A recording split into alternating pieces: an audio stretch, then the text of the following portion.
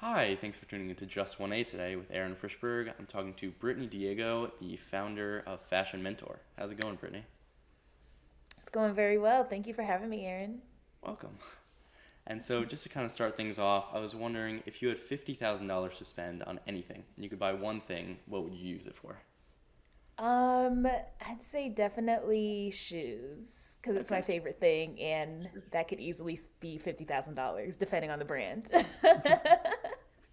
I guess that kind of ties in with Fashion Mentor now. Yeah, Awesome. that was unintentional actually, but yeah. Sure. Are there any specific shoes that you have your eyes on?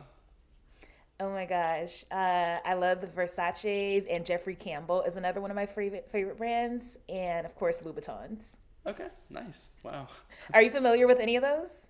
Honestly, I know Louboutin. The rest, I'm kind of fuzzy on. Yeah, It's all right. I'll get you up to speed after this. awesome. Sounds good. And so what's your 45-minute spiel for Fashion Mentor? So, Fashion Mentor is something I created. It's a fashion career platform I created, basically teaching everyone all the things I wish I knew when I graduated from fashion school. It's how to break into the industry, but not just that, career skills and career guidance and mentorship, which is so needed in creative industries. So, that's what Fashion Mentor is in a nutshell. And it seems like you're doing some really great stuff. Like I checked out your website and you guys are doing like a lot at Fashion Mentor. Thank you. Yeah, we have a podcast, a YouTube channel. I'm preparing for my 3-day stylist summit at the end of this month. So that's going to be a big thing. People are flying in from London and Puerto Rico and the Caribbean. So it's going to be major and I'm super excited. Yeah. And kind of piggybacking off of that, what was the most exciting moment in like the founding of Fashion Mentor? Was there like one key Wow. moment? I would say watching my students get their first big celebrity clients, and just as an entrepreneur, you do these things, but you're not really sure if it's working. So that was kind of like the validation and confirmation that I needed to be like, okay, this is actually making a difference, and I'm going to continue on this path. Yeah, that's incredible. Wow. Thank you. And then what do you think was really important early on in the founding of Fashion Mentor? Like, was there any one thing that you did that you feel really paid off?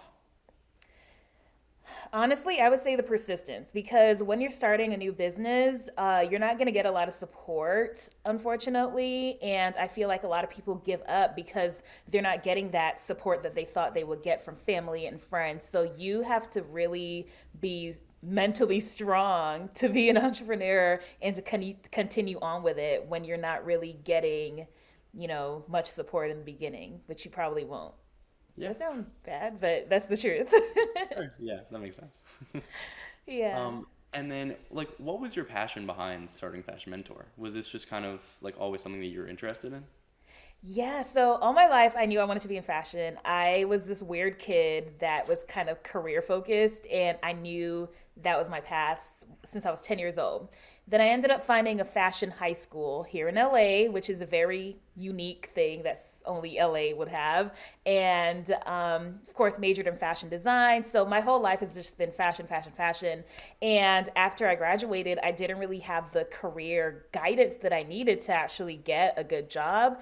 And so I started doing all these internships and assistant roles. And I got an internship after I had my bachelor's. And I was like, this is not what I pictured for myself. So if I had more guidance, I would have been on a better path early on. So I wanted to basically pay it forward. And Fashion Mentor started out as a blog that I created to talk about my do's and don'ts as a fashion intern, how to get jobs, what to put on a fashion resume, what to wear to a fashion interview. Because what you wear for a fashion industry interview is different than if you're in tech or accounting or things like that. So just sharing everything that I learned and passing that information on. And that's just been my purpose and my passion ever since. Awesome. And how did you really like know that you were passionate about or passionate about fashion at 10? Was there like one moment? Yes, so I was a Girl Scout and I sold the most cookies in my troop. And one of the projects that you had to do to get a badge was a sewing project. And that was my first introduction into fashion. And I was just really fascinated that us mere humans could make clothes. And I just fell in love ever since then. So, yeah, the Girl Scouts really have that impact on me. Yeah, sure. And now it's led to the Fashion Mentor, so it's done so much. Yeah, yeah. And then I guess as a last question, if someone were in your shoes as an entrepreneur or just starting really any project, would you have any advice for them? Yes, I would say there's a TED talk about this also, is figure out your why. Your why has to be stronger than everything because you're going to run into tough moments and you're not going to be motivated all the time. So you have to be disciplined and have strong goals. So figure out why you started in the first place and remember that in those tough times. Oh. Yes. Well, thank you so much for coming on. It was really great talking to you, and I really appreciate your insight. Absolutely. Thank you for having me. And I hope this provided value and inspiration to some aspiring entrepreneurs out there. Awesome. All right. Well, have a great day. Thank you. You too.